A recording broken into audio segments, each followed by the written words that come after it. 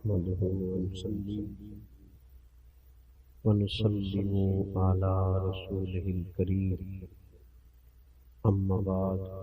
أعوذ بالله من الشيطان الرجيم. بسم الله الرحمن الرحيم.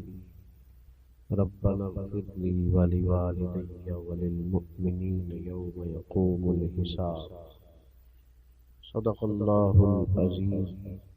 درود پاک پڑھیے. الصلاۃ والسلام علیک یا رسول اللہ وعلی آلک واصحابک یا حبیب اللہ. سارے حضرات روشی پڑھیے. الصلاۃ والسلام یا سیدی یا نبی اللہ وعلی آلک واصحابک یا نور. حمد و صلاۃ کے بعد آپ حضرات سماعت کر رہے تھے کہ عزیز القدر بشارت صاحب کی والدہ کا یہ ختم علم ہے. میں ان کے جنازے پر ہی آنا چاہتا تھا، اس کے بعد بھی مجھے آنا چاہیے تھا کیونکہ ان سے بڑا قریبی میرا تعلق ہے، پر اپنی صحت کی وجہ سے میں حاضر نہ ہو سکا. بہت دیر ہو گئی. یہ بھی تعزیت کے لیے ہی آنا تھا تو یہ کچھ اہتمام ساتھ ہو گیا. اللہ تعالیٰ مرحومہ کی بخشش فرمائے، ہم سب کے والدین پر اور ہم سب پر اللہ تعالیٰ رحمت کی نظر فرمائے. کسی کے لیے جب بندہ دعا کرتا ہے تو نام لیتا ہے کہ اللہ فلاں بن فلاں کی بخشش کرتا ہے، لیکن جب بندہ والدین کے لیے دعا کرتا ہے تو پھر نام نہیں لیتا، بلکہ قرآن پاک نے دعا یہ سکھائی ہے. والدین اگر چلے بھی گئے ہوں، قبروں میں بھی ہوں، تو پھر بھی دعا یہی ہے کہ ربنا اغفر لی ولوالدی. اے اللہ مجھے بھی بخش دے اور میرے ماں باپ کی بھی مغفرت فرما دے. یہ رشتے ٹوٹا نہیں کرتے، موت ان رشتوں کو توڑتی نہیں. جس طرح ماں باپ کے ساتھ زندگی میں رشتہ موجود تھا، اسی طرح ان کے انتقال کے بعد بھی ان سے رشتہ بندے کا موجود رہتا ہے. اعلیٰ حضرت فاضل بریلوی رحمۃ اللہ علیہ نے 12 حقوق کم و بیش ایسے بیان کیے ہیں جو ماں باپ کے انتقال کے بعد بھی اولاد کے ذمہ رہتے ہیں. ہم بہت ساری روایتی چیزوں کے قائل ہیں، اور میں یہ سمجھتا ہوں کہ بہت سارے لوگ ایسے ہیں جو بڑا کچھ جاننے کے باوجود، سمجھنے کے باوجود، شعور رکھنے کے باوجود اپنے شعور کے مطابق فیصلہ نہیں کرتے بلکہ زمانے کے رواج کے مطابق فیصلہ کرتے ہیں. فہم و فراست کی، عقل و دانش کی ساری ان کی آنکھیں کھل جاتی ہیں، پر پھر بھی وہ دیکھتے ہیں کہ سوسائٹی کدھر جا رہی ہے، معاشرہ کیا کہتا ہے، لوگ اس معاملے میں کیا کرتے ہیں، لہذا مجھے بھی وہی کرنا ہے. یہ رشتہ بھی موجود ہے اور اس رشتے کے حقوق بھی موجود ہیں. کرنے کا کام یہ ہے کہ اپنے ارد گرد کے ماحول کے مطابق نہیں، اللہ اور اس کے رسول کے بتائے ہوئے طریقے کے مطابق ہم والدین کے بعد ان کے لیے طریقہ کار اختیار کریں. اصال ثواب ایک مسلمہ چیز ہے. اب ہمارے ہاں اصال ثواب کے لیے بہت لمبا چوڑا اہتمام ہوتا ہے، تو اصال ثواب کی بجائے بہت ساری جگہوں پہ دعوت بن جاتی ہے. اور اب تو گھروں میں جگہ کی دقت کی وجہ سے میرج ہالوں کے اندر اس کو جب سے منتقل کیا گیا ہے تو تب سے تو وہ ایک باقاعدہ نظریہ ہی ایک اور طرح کا ہوتا ہے، وہ تو ایک بالکل ماحول ہی اور نظر آتا ہے. اصال ثواب کا مطلب یہ ہے کہ آپ کوئی بھی خیر کا کام کریں جس پر ثواب کی امید کامل ہو اللہ کی بارگاہ سے، پھر وہ ثواب آپ اپنے والدین کے لیے یا کسی بھی جانے والے کے لیے وقف کر دیں، اس کو آپ اصال کر دیں. اور نبی پاک علیہ الصلوۃ والسلام کی خوبصورت تعلیمات میں اس کے ہمیں طریقے ملتے۔ حضرت سعد رضی اللہ تعالیٰ عنہ نے عرض کیا یا رسول اللہ صلی اللہ تعالیٰ علیہ وسلم، میری والدہ کا انتقال ہو گیا ہے، وہ ایک غلام آزاد کرنا چاہتی تھی۔ یا آپ نے کبھی پرندوں کو آزاد ہوتے دیکھا ہے؟ کچھ لوگ پرانے زمانے میں پرندے آزاد کراتے تھے پیسے دے کے۔ کسی نے اگر پرندے پکڑ لیے تو وہ اپنے شوق سے، کہ ان کو، اقبال نے پرندے کی فریاد بھی لکھی ہے نا، آتا ہے یاد مجھ کو گزرا ہوا زمانہ، وہ باغ کی بہاریں، وہ سب کا چہچہانا، پرندہ کہتا ہے۔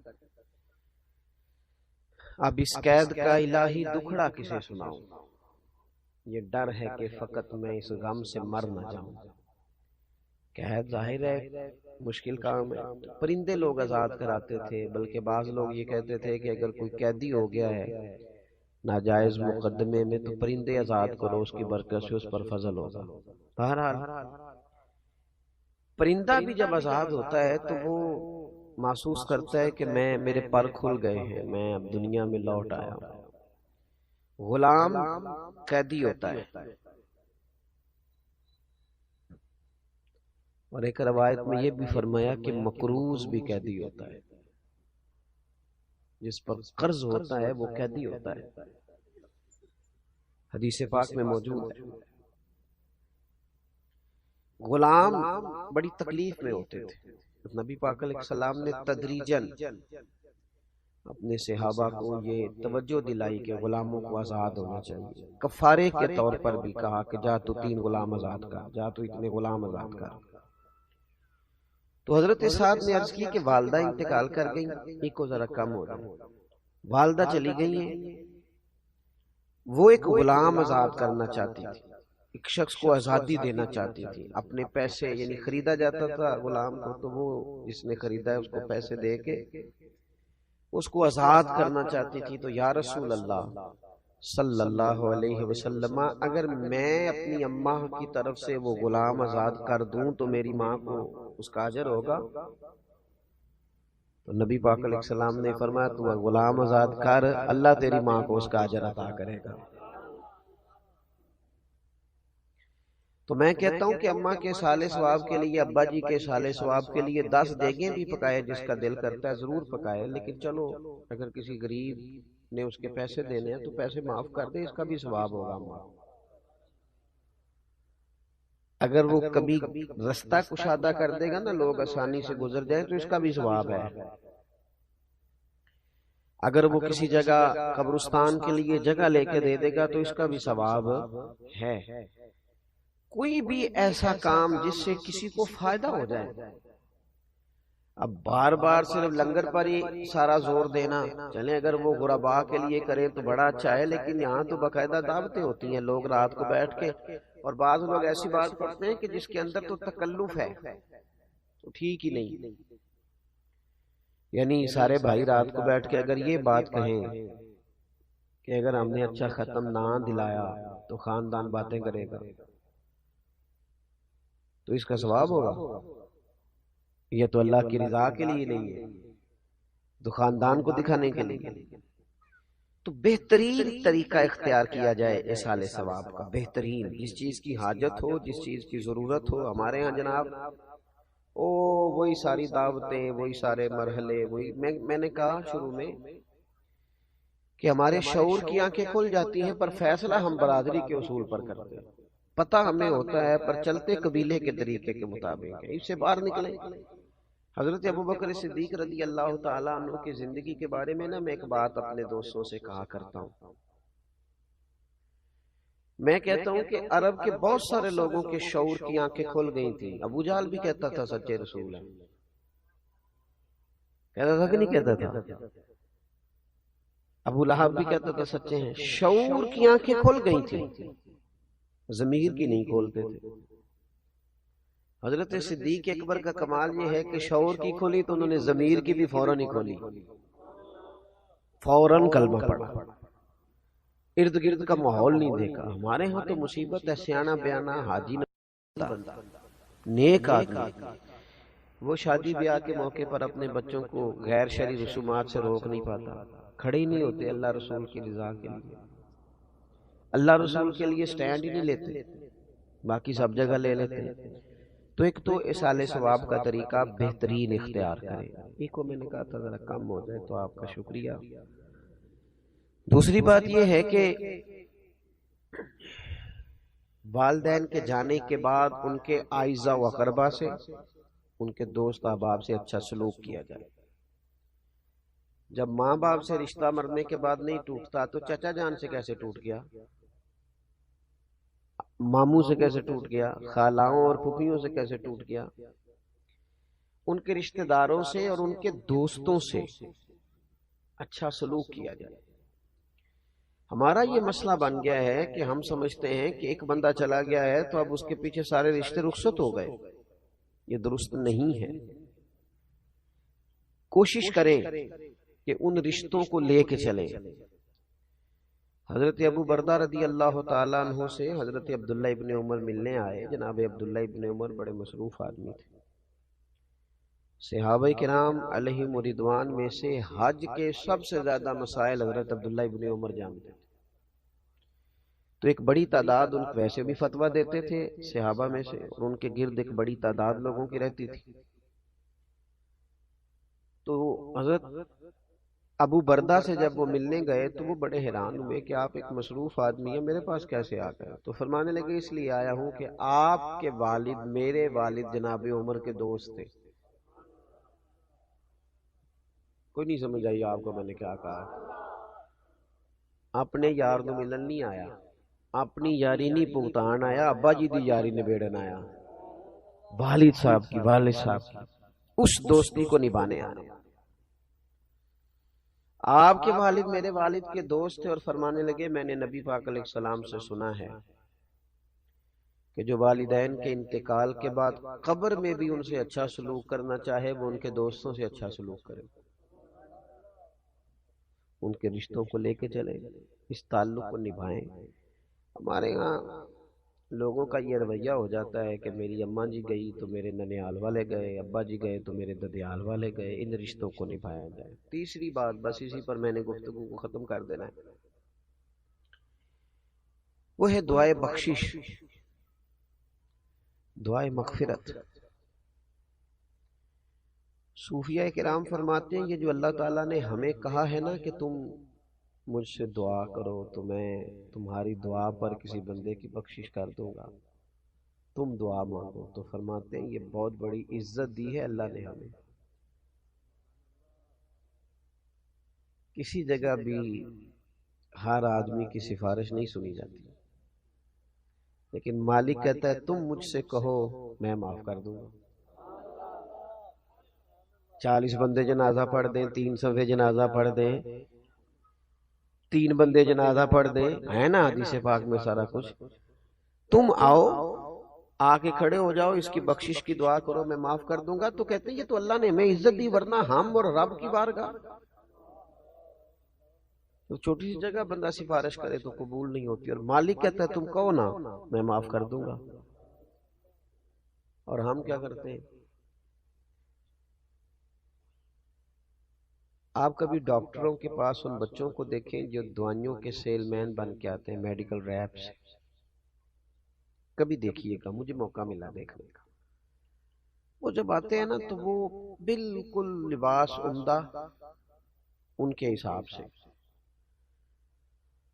اور وہ جچی تلی بات کریں گے، اور 1 منٹ 1 سیکنڈ کے لیے بھی کوئی اضافی جملہ نہیں بولیں گے، انہوں نے قائل کرنا ہے۔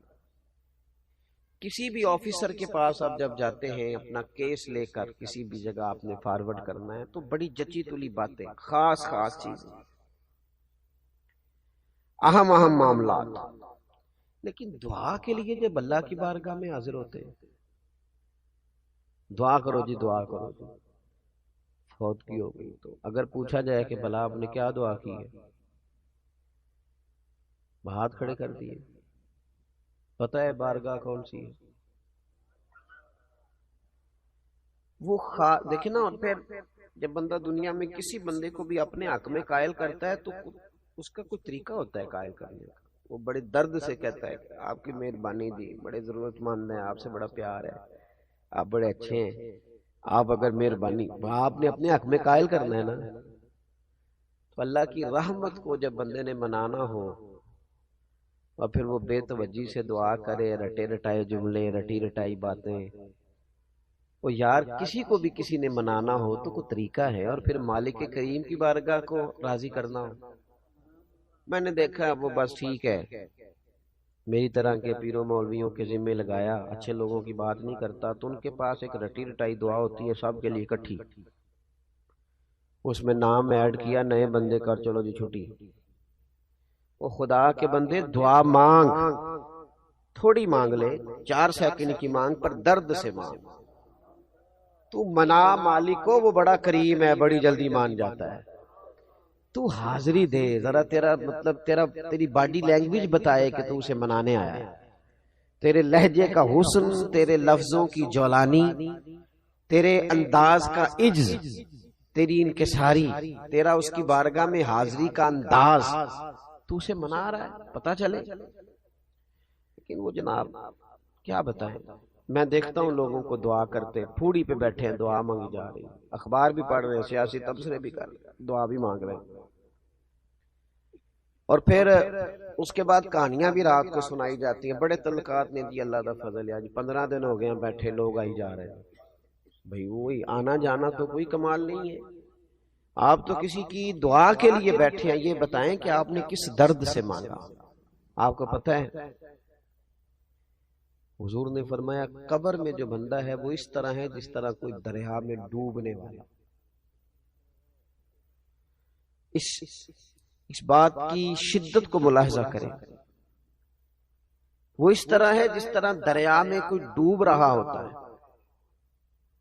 حضور فرماتے ہیں وہ انتظار کرتا ہے کہ کوئی میرے لیے دعا کر دے، بھائی کر دے، بیٹا کر دے، ماں کر دے، رشتہ دار کر دے، کوئی کر دے، وہ منتظر ہے کہ کوئی میرے لیے دعا کرے۔ تو وہ تو دریا میں ڈوب رہا ہے، آزمائش میں ہے، اور یہاں جناب موقع ملنے کے باوجود دعا نہیں ہو رہی۔ خوب دعا کی جائے، درد سے دعا کی جائے، جانے والے کے لیے اللہ کی بارگاہ میں عرض کیا جائے، کوشش کی جائے۔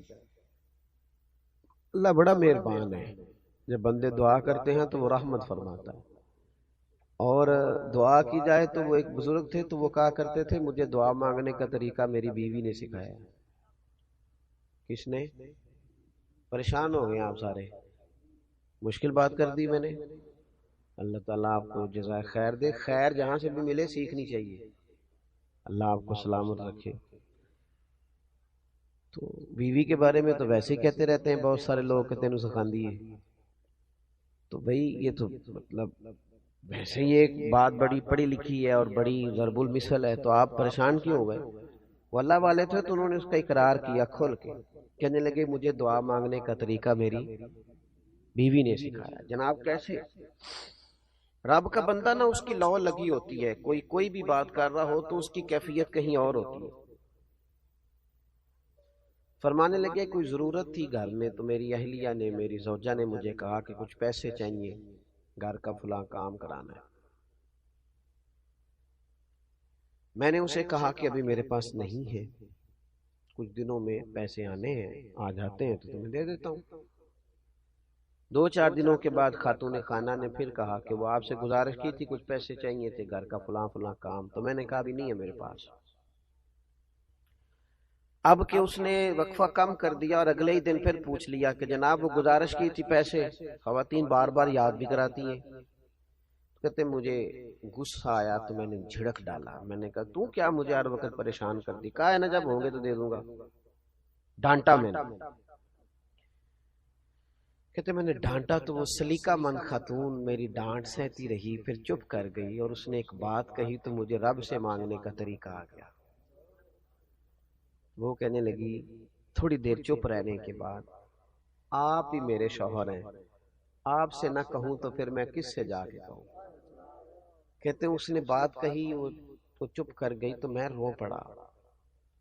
مجھے کہنے لگی کیا ہوا؟ میں نے کہا مجھے بھی سمجھ آ گئی ہے، جب میں کہوں گا نا تو ہی میرا رب ہے، تو میں نہ تجھ سے نہ کہوں تو مجھے بتا میں کس سے کہوں، میں کمزور پڑ گیا ہوں، کچھ چیزیں مجھ سے نہیں ڈیل ہو رہی، کچھ معاملات میں مالک میں چاہتے ہوئے بھی کامیاب نہیں ہو پا رہا، نیک نیتی بھی ہے، ارادوں کا وضو بھی ہے، اللہ میں تجھ سے نہ کہوں تو پھر میں کس سے کہوں، اجیب دعوت الداعی اذا دعان، وہ تو فرماتا ہے تو جب بھی دعا کرے گا میں تیری دعا قبول کر لوں گا۔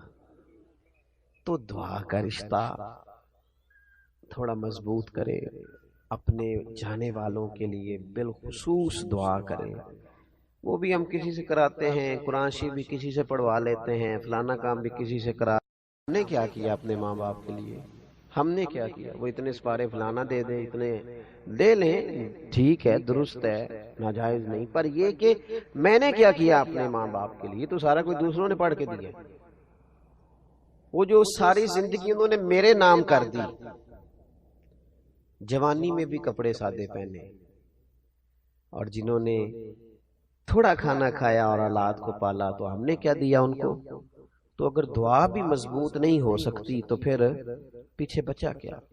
تو یہ تین باتیں میں نے آپ کی خدمت میں عرض کی ہیں، امید ہے کہ آپ اس پر توجہ فرمائیں گے۔ ایک تو یہ کہ سال ثواب کا اچھا اور عمدہ طریقہ اختیار کریں، اچھا اور عمدہ۔ چند دن پہلے میرے پاس ایک صاحب آئے تھے، انہوں نے کہا 5 بھائی ہیں، میں جانتا تھا، تو وہ باہر سے آئے تھے اپنے والد کے انتقال پر، تو جب میں نے ان کا انداز دیکھا تو میں نے ان سے کہا کہ کہنے لگے میں کچھ کرنا چاہتا ہوں اس سال ثواب، تو میں نے کہا آپ کے تو 2 بھائی بڑے کمزور ہیں، بہت غریب ہیں، زیادہ ہی سگے بھائی، کہنے لگے ایسے ہی ہے، میں نے کہا آپ نا ان کے ساتھ ہی نیکی کر دیں، اللہ بھی خوش ہو جائے گا، ماں باپ بھی خوش ہو جائیں گے۔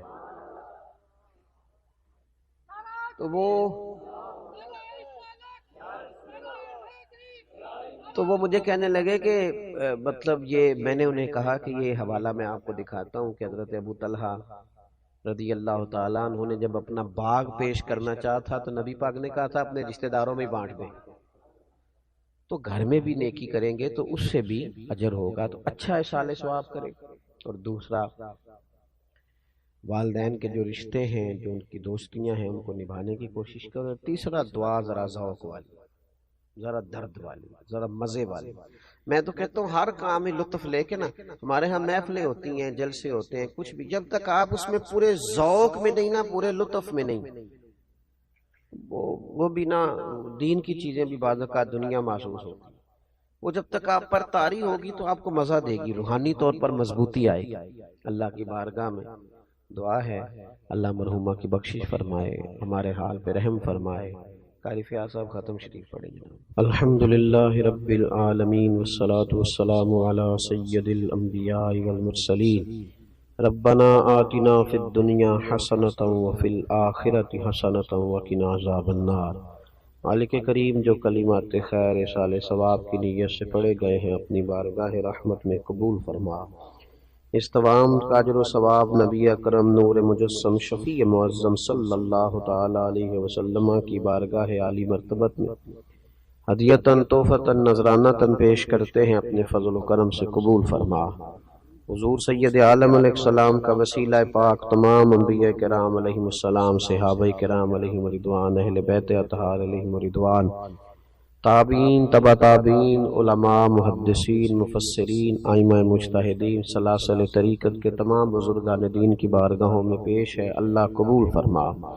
ہم جتنے یہاں حاضر ہوئے ہیں، ہمارے خیش و اقارب، چھوٹے بڑے بوڑھے، جو لوگ دنیا سے چلے گئے، مالک سب کی بخشش و مغفرت فرما۔ ہمارے بھائی بشارت صاحب کی والدہ مرحومہ تیری بندی تیری بارگاہ میں پہنچ گئی، اللہ ان کے ساتھ رحمت والا سلوک فرما، فضل والا سلوک فرما، درگزر والا فیصلہ فرما۔ اس تمام کا ثواب ان کی روح کو پیش کرتے ہیں، مالک اپنے فضل سے قبول فرما، ان کی آخرت کی منازل کو آسان فرما۔ انسان ہونے کے ناطے جہاں جہاں بھول گئیں، اپنے فضل سے انہیں معاف فرما دے۔ دامے درمے قدمے سخنے چھوٹی بڑی جتنی نیکی انہوں نے زندگی میں کی ہے، وہ ساری نیکیاں قبول فرما لے، ان کی چھوٹی نیکیاں بڑی کر کے ان کے لیے ذخیرہ آخرت بنا دے۔ اے اللہ ان کی اولاد کو، ان کے پسماندگان کو صبر جمیل بھی عطا فرما، اور زیادہ سے زیادہ اصال ثواب اور دعائے مغفرت کی توفیق بھی عطا فرما۔ مرحومہ جب قبر سے نکلیں تو نامہ اعمال سیدھے ہاتھ میں عطا فرمانا، اپنے نیک اور پاکیزہ بندوں کی جماعت میں انہیں شامل فرمانا، نبی کریم علیہ السلام کی شفاعت انہیں عطا کرنا، حضور علیہ السلام کے جھنڈے کے نیچے جگہ نصیب فرمانا۔ جتنے بھی کلمات خیر اب مزید اصال ثواب بتایا گیا ہے، مالک وہ بھی درجہ بدرجہ پیش کرتے ہیں، قبول فرما لے، مرحومہ کو اس کا بہترین اجر عطا فرما دے۔ اے اللہ صبح قیامت ان کو اپنے عرش کا سایہ نصیب فرما، حضور علیہ السلام کی شفاعت عطا فرما، دوزخ کی گرمیوں سے محفوظ فرما، جنت کی اعلیٰ نعمتوں کا وارث بنا۔ ہم نے جتنی دعائیں ان کے لیے مانگی ہیں وہ ساری ان کے حق میں قبول فرما، جو ہم نہیں مانگ سکے اور ان کے لیے بہتر ہے تو اپنے فضل سے انہیں عطا فرما۔ امت کی خیر فرما، عالم اسلام کی خیر فرما، پاکستان کی خیر فرما، کائنات کے مالک امت کو غیرت ایمانی اور جذبہ جہاد عطا فرما، شوق شہادت نصیب فرما، ہمارے شعور کو دین کی خوبصورتی نصیب فرما۔ اے اللہ وہ زندگی نصیب فرما جس سے تو راضی ہوتا ہے اور تیرے محبوب علیہ الصلوۃ والسلام راضی ہوتے ہیں، دنیا اور آخرت میں ہماری پردہ پوشی فرما، میرے ان عزیزوں کو، بھائیوں کو، صاحب خانہ کو برکات عطا فرما، دنیا اور آخرت میں سعادت مندیاں نصیب فرما، رحمتوں کے گہرے اور گھنے سائے نصیب فرما۔ اللہم انا نسألک العفو والعافیۃ فی الدین والدنیا والآخرہ۔ اللہ تعالیٰ ان کی پھپھو جان بیمار ہیں، انہیں شفا عطا فرما دے، صحت اور عافیت نصیب فرما دے، تمام بیماروں کو شفا دے، تمام کی مشکلات آسان فرما دے۔ رب اغفر وارحم وانت خیر الراحمین، وصلی اللہ تعالی علی حبیبہ سیدنا و مولانا محمد۔